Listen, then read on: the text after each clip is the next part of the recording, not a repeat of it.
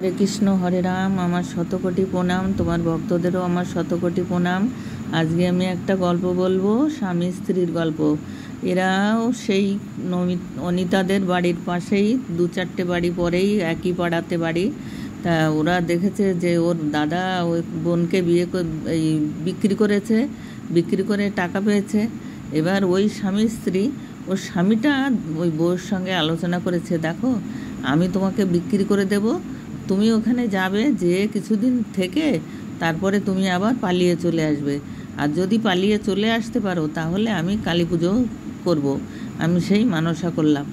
তা ঠিক আছে, তুমি এটা করতে পারবে? বলছে হ্যাঁ পারবো। তখন ওরা প্ল্যান করে সেই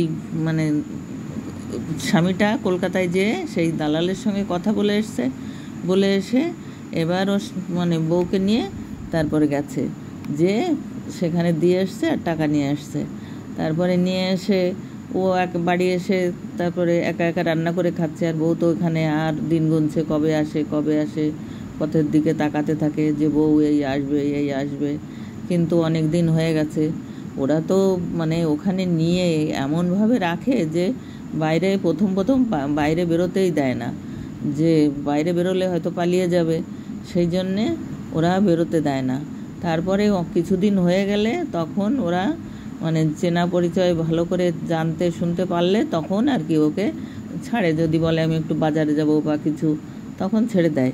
তো এরকম করে বেশ কিছুদিন পরে, প্রায় 6 মাস হয়ে গেছে, তখন ও একদিন বলছে আমি একটু বাজারে যাব, আমার কিছু কেনাকাটা আছে, তাই তা মাসি যাবো। তা বলছে যে যা।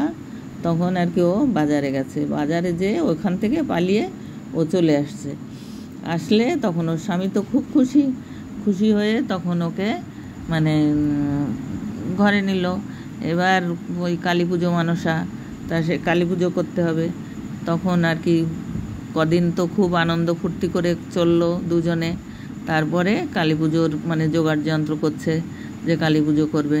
তারপরে এবার এই কথা সব গ্রামে জানাজানি হয়ে গেল যে ও এই মানসা করেছে, বউকে ওখানে বিক্রি করে দিয়ে আসছিল, দিয়ে আসার পরে তার আগে ও কালী পুজো মানসা করেছিল যে বউ যদি পালিয়ে ওখান থেকে আসতে পারে তাহলে ও কালী পুজো করবে। তখন আর কি ও সেই কী করবে, এবার এসছে যখন কালী পুজো করতে হবে, তখন আর হাতে পয়সা আছে, খুব আনন্দ করে পয়সা করি খরচা করে পুজো করলো। পুজো করার পরে কোনো ওরা হচ্ছে মুচি দাস, ওই যে গরুর চামড়া ছোলে, তারপরে ঝুড়ি বনে, এই মুচি দাস। তা ওদের তো এমনিতেই লোকরা ওদের বাড়িতে খায় না, যারা আমাদের হিন্দু ধর্মের আছে আর কি, ওরাও হিন্দু কিন্তু আর কি মুচি ওরা, আর যা হোক আর যারা আছে সনাতনী তারা ওদের করে না। তা পুজোয় তবুও এক জায়গায় থাকলে পরে মেলামেশা হতে হতে তখন কোনো জাতপাত থাকে না।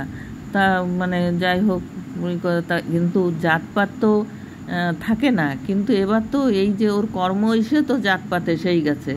তখন সবাই গ্রামের মানুষ বলছে না না, ওর পুজোতে যাওয়া যাবে না। মা কালী, ও মাটির মূর্তি নিয়ে এসে মা কালী পুজো করলেই যে যেতে হবে, সবার ঘরে মা কালী আছে, সবার মনে ভক্তি আছে, সব আমরা ভক্তি করি, কিন্তু ওর বাড়িতে যাব না আমরা। তখন আর কি ওর বাড়িতে পুজো করলো, ওদের ওই 2-4 ঘর ওরা মিলে আর কি পুজো করেছে। তাও ওরা করবে না, তা ওদের হাতে পায়ে ধরে নিয়েছে, একারা কি দুজনে কি পুজো করবে, তখন গেছে। আর অন্য পাড়ার লোক কেউ যায়নি। তখন পুজো তো হয়ে গেল, হয়ে যাওয়ার পরে এবার দুইজন সংসার করছে, পয়সা করি যে কয়দিন আছে বেশ রমরমা করে দুজনে খাওয়া দাওয়া বাজার ঘাট করা সব কিছু করছে। তারপরে এরকম করে করতে করতে বেশ কদিন যাওয়ার পরে কটা পয়সা ও তো শেষ হতে টাইম লাগে না, আয় করতে হবে, তারপরে তো পয়সা থাকবে, কিন্তু তারপরে যদি বসেই খায় তখন ওই জমানো ওই কয় টাকা কদিন যাবে, তা পয়সা শেষ হয়ে গেছে। এবার ওদের দুজনের ভিতরে অশান্তি শুরু হয়ে গেছে, অশান্তি করতে করতে অশান্তি চরমে উঠে গেছে। এখন ওই সালিশি সব কিছু বসে আর কি, সালিশি বসে যে তোরা এরকম কেন করিস। তখন আর কি বললে তখন ওরা যা হোক মিটমাট করে দেয়, মিটমাট হয়ে যায়। তারপরে আবার 2-4 দিন পরে আবার শুরু হয়। পয়সা না থাকলে তখন তো গন্ডগোল হবেই, তখন গন্ডগোল হতে থাকে। আর ওই এখন বউটা মানে মনে মনে ভাবছে যে আমি এখানে থেকে কি করব, ওর কাছে আমি ওখানেই আবার চলে যাব, ওখানেই আমি ভালো ছিলাম। তখন ও একদিন বরের সঙ্গে বেশ তুমুল ঝগড়া করে ও মানে ওখানে আবার চলে গেছে। ও রাস্তা, ও তো চেনা রাস্তা, ও কি আর বনে এখন থাকে ঘরে? ও এখন সেই বনের পাখি, বনে চলে গেছে আবার। এবার ওর স্বামী একা, এখন তো সে দুঃখে মানে কি করবে, এখন সে মানে আর কোনো তারপরে মেয়েটা সেখানে আবার চলে গেল, যে তার ব্যবসা শুরু হয়ে গেল, সে আনন্দেই আছে। আর ওর স্বামী সে একা পড়ে থাকলো বাড়িতে। এখন সে কান্নাকাটি তার দেখে কে, আর কান্নাকাটি করলেও আর সে আসবে না। আর মানে এদিকে যে সে বিয়ে করবে, বেশি তো বয়স না, বিয়ের বয়সী, হয়তো বিয়ে হয়েছিল 2-4 বছর, তা এখন তো তাকে মেয়েও দেবে না কেউ।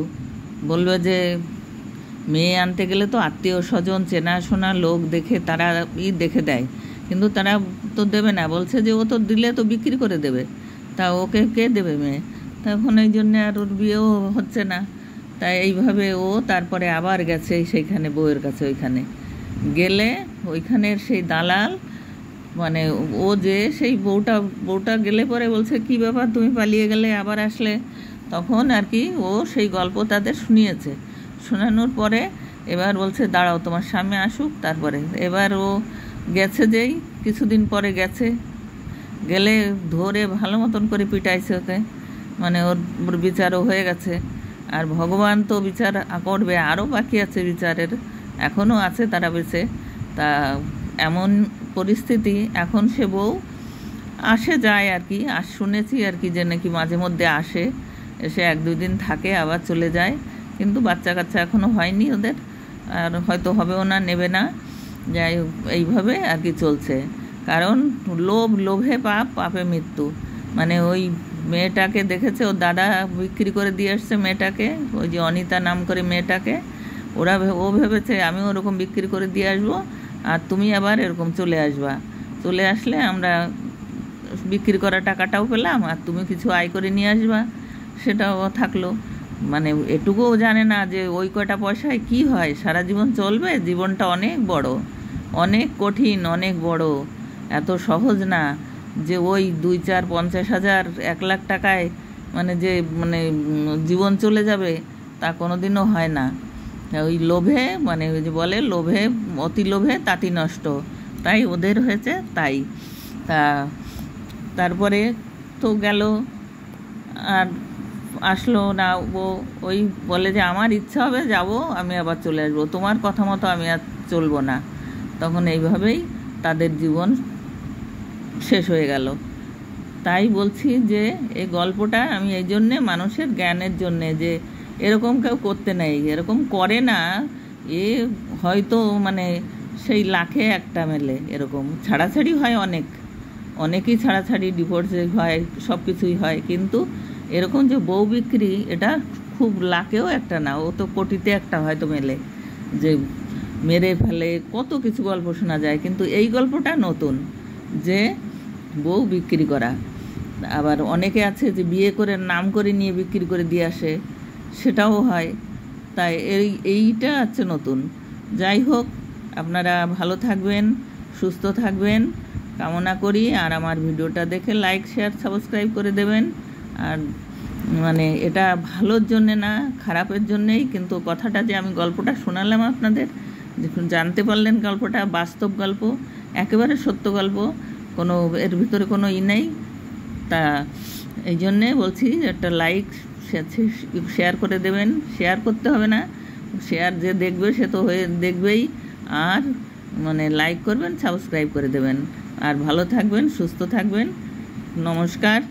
আবার কালকে আবার গল্প বলবো। আর আমার জন্যও একটু আপনারা কামনা করবেন যেন আমি ভালো থাকি। আমি মোটেও ভালো থাকি না, সব সময় অসুস্থ। তাই আমি এই ভিডিও বানাই, আর গোপাল সেবা করি, আর এই সংসারের একটু টুকটাক কাজ টাজ করি, ঘরের ভিতরেই থাকি। আমি বাইরে বেশি বেরোই না, কিন্তু গল্প তো আগের জানা আর কি। এটা যখন আমার এই গল্পটা আমার বিয়ের আগের গল্প, তখন আমার বিয়ে হয়নি আর কি, তখনকার গল্প, এটা অনেক আগের গল্প। তাই সেই গল্পটা মনে পড়লো, তাই গল্পটা আমি ভাবলাম যে এটা সবার কাছে শেয়ার করি, সবাই জানুক। নমস্কার, আবার কালকে দেখা হবে। নমস্কার।